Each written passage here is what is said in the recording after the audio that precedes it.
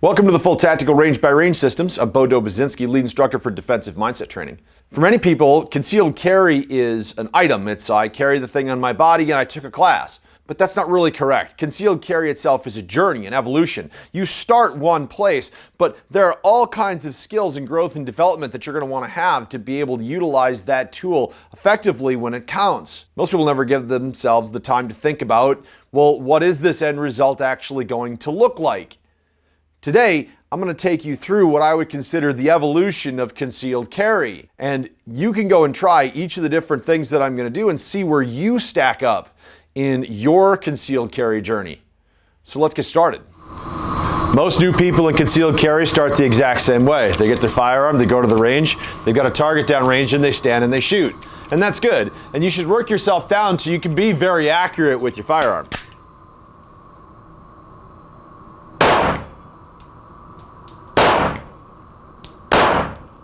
But if all we have is that standing and accuracy, that's not real. We have people engage all the way up to combat speeds, which is something more like this.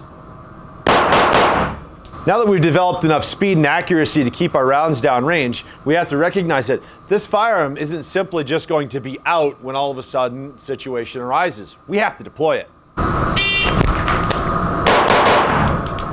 All right, great. Now you can deploy it, but what if it stops working?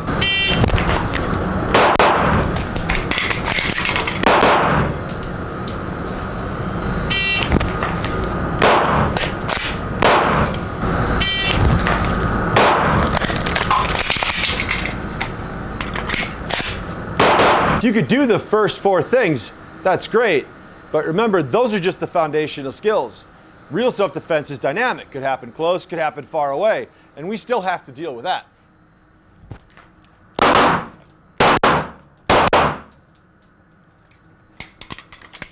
And don't forget that Gang Fu is the most widely practiced and effective martial art in the entire world, and we have to be ready to deal with that too. That's multiple targets and target transitions.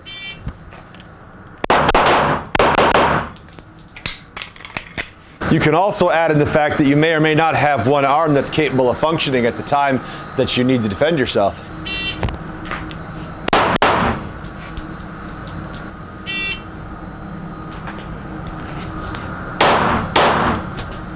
And don't forget, there's still the possibility that this firearm stops working in the middle of a single-handed defense.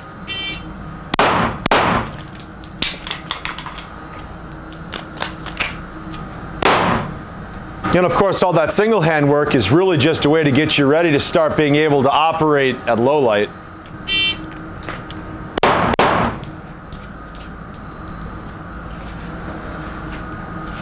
On top of that, we may not also simply want to stand here and trade gunfire. And in that case, we may have to move to and utilize cover and concealment.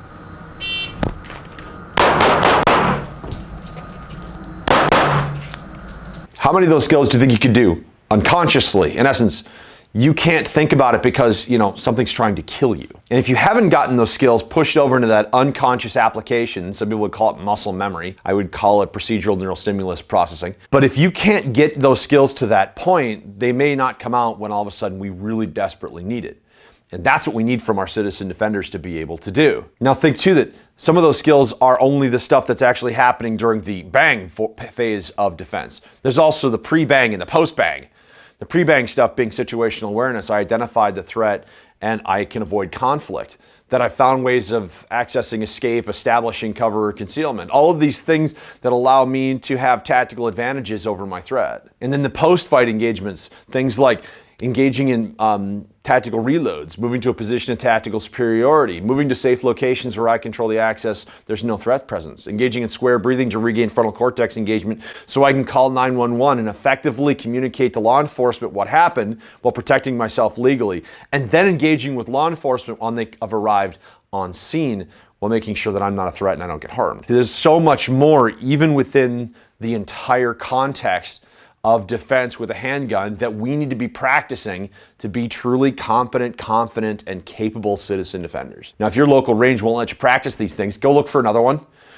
And if you have a range around that won't let you do it and they're trying to figure out what to do, try to discuss with them about how you can bring in quality, competent instructors to help really develop your local citizen defenders to be as effective and capable as possible, so that the end result is we have as many people that are carrying these firearms that are truly competent and have taken on the responsibility that having those tools require. Remember, rights are only one half of the discussion. Responsibility are of equal measure. For Defensive Mindset Training, I'm Beau. Thanks for watching.